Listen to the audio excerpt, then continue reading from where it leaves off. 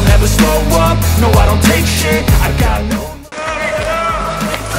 wanna hate this, I wanna show up and make it stop. I don't ever slow up, no I don't take shit, I got no. Para pemain diaspora itu dinilai memiliki nilai plus karena mendapatkan ilmu dari sepak bola luar. Tak heran sejumlah pemain muda berdarah Indonesia yang kini berada di luar negeri dikabarkan tengah dipantau PSSI dan netizen tanah air. Salah satu yang masuk ke dalam pantauan adalah Abdurrahman Iwan. Abdurrahman Iwan sendiri adalah pesepak bola kelahiran Doha, Qatar, pada 14 Agustus 2006. Abdurrahman Iwan merupakan anak keempat dari 4 bersaudara. Abdurrahman Iwan adalah anak dari pria bernama Iwan Kuswanto. Ayah dari Abdurrahman Iwan ini sejak 2000 tinggal di Qatar dan bekerja di negara tersebut. Jadi, sejak lahir Abdurrahman Iwan sudah berada di Qatar dan karenanya ia pun memiliki kewarganegaraan Qatar. Bahkan sejatinya Abdurrahman Iwan sudah pernah dipanggil untuk memperkuat timnas Qatar U17. Abdurrahman Iwan pun menimba ilmu di Akademi Al-Wakrah.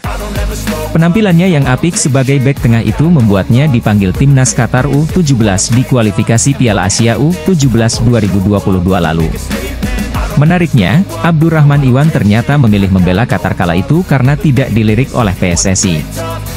Sampai saat ini belum pernah dilirik apalagi dipanggil sama timnas Indonesia atau PSSI tulis Abdurrahman Iwan mengomentari salah satu pertanyaan netizen. Akan tetapi, tampaknya PSSI kini mulai melirik Abdurrahman Iwan. Hal itu dimulai dari kehadiran Abdurrahman Iwan di Indonesia pada 29 Juni 2023 lalu. Dalam postingan di akun Facebook Abdurrahman Iwan, ia mengatakan, "Alhamdulillah sampai di tanah air tercinta." Pemain keturunan berdarah Indonesia, Abdurrahman Iwan dikabarkan sudah tiba di tanah air.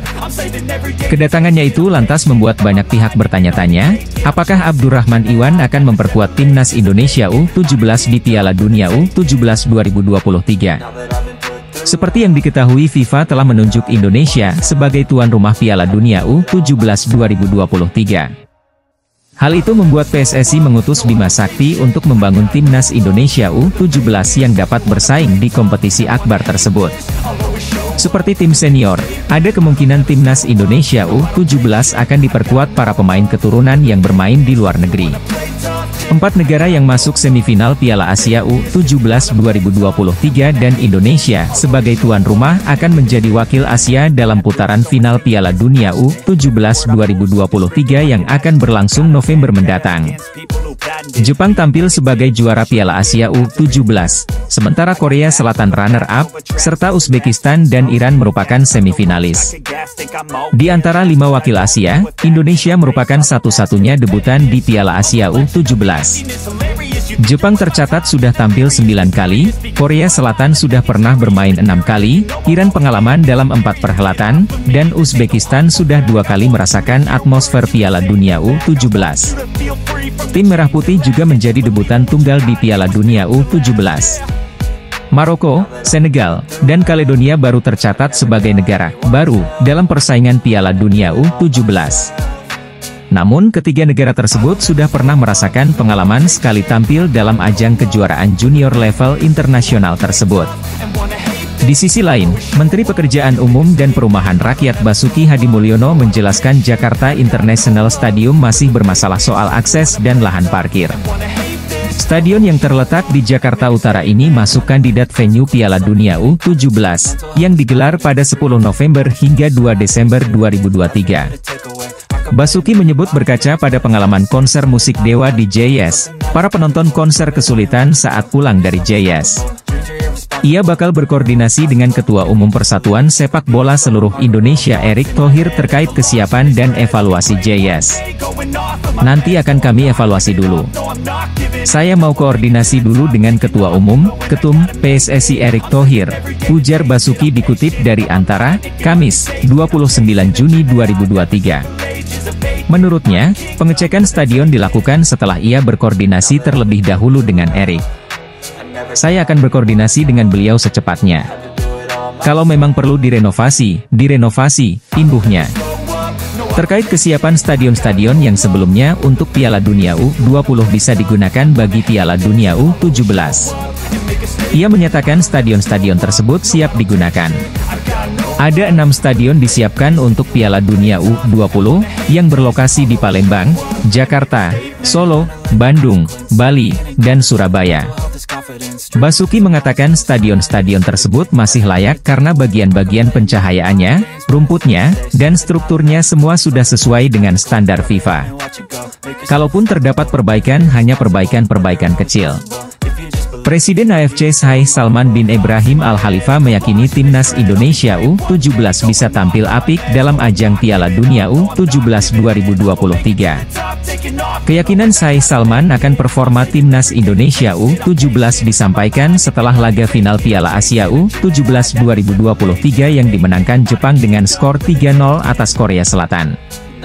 Piala Asia U17 yang sangat dinantikan di Thailand telah menjadi pertunjukan yang benar-benar luar biasa dari talenta luar biasa yang ada di Asia dan atas nama AFC.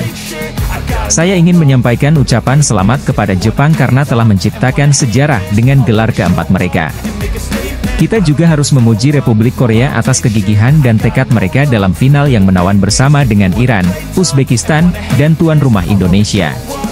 Saya yakin mereka akan bersinar terang di panggung dunia akhir tahun ini, ucap Sheikh Salman dikutip dari rilis AFC. Arya Sinulinga memastikan bahwa Dennis Wise akan bekerja sama dengan Bima Sakti yang merupakan pelatih timnas U17 Indonesia. Pengalaman Dennis jadi pertimbangan untuk pembentukan skuad Garuda Asia untuk Piala Dunia U17 2023. Kita selama ini sudah punya juga timnas U16 dan U17. Tapi dalam minggu ini Bima Sakti akan kolaborasi dengan Dennis Wise, Dirtek Garuda Select, kata Arya Sinulinga dalam wawancara bersama Sapa Indonesia Malam, Minggu, 2 Juli 2023. Legenda Chelsea tersebut akan turun tangan dalam seleksi pemain skuad Garuda Asia. Tidak hanya Dennis, dua sosok lain yakni Shin Taeyong dan Indra Syafri juga akan diberikan tugas yang sama. Nantinya, mereka akan melakukan seleksi di beberapa daerah di Indonesia. Mereka akan bersama-sama untuk melakukan seleksi.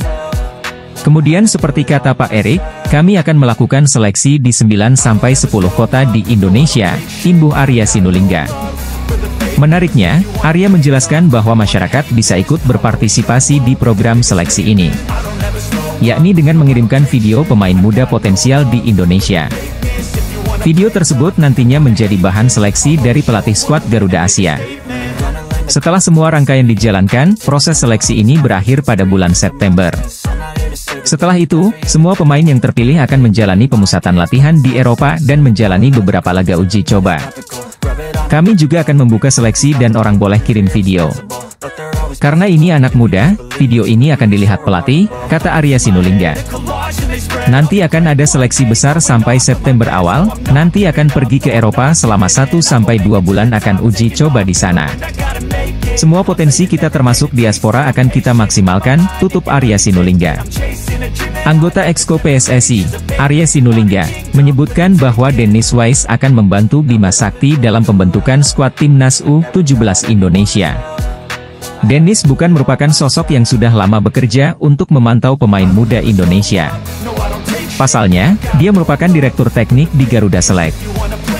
Beberapa pemain potensial di Indonesia juga merupakan jebolan ajang tersebut. Di antaranya adalah Hoki Caraka, Bagas Kava, dan Hernando Ari. Pemain keturunan Indonesia berhasil, Welber Lescott de Halim Jardim atau Welber Halim Jardim berhasil membawa Sao Paulo juara Piala Criciúma U17 yang diwarnai gol 30 detik, Sabtu, 1 Juli 2023. Welber tampil sebagai starter saat Sao Paulo mengalahkan klub Argentina Talleres pada pertandingan final Piala Criciúma U17 di Stadion Gilberto Gulse di Criciúma, Sabtu, 1 Juli 2023, pagi waktu setempat. Dalam pertandingan tersebut Sao Paulo menang 7-6 melalui adu penalti setelah bermain 2-2 di waktu normal. Sao Paulo membuka skor lewat gol kilat pada detik ke-10 lewat lesakan Carneiro. Carneiro yang berhasil merebut bola dari kaki pemain belakang lawan yang melakukan blunder berhasil menceploskan bola ke gawang Talleres. Sayangnya pada menit ke-12 Sao Paulo kebobolan yang membuat skor 1-1. Gol tercipta melalui sundulan pemain Talleres yang terlambat ditutup oleh Welber. Namun Welber berhasil berkontribusi pada gol kedua setelah dirinya melakukan gangguan terhadap lawan, untuk membuat bek lawan membuang bola ke arah pemain Sao Paulo, hingga pemain Sao Paulo Samuel berhasil melesakkan gol ke gawang Talleres.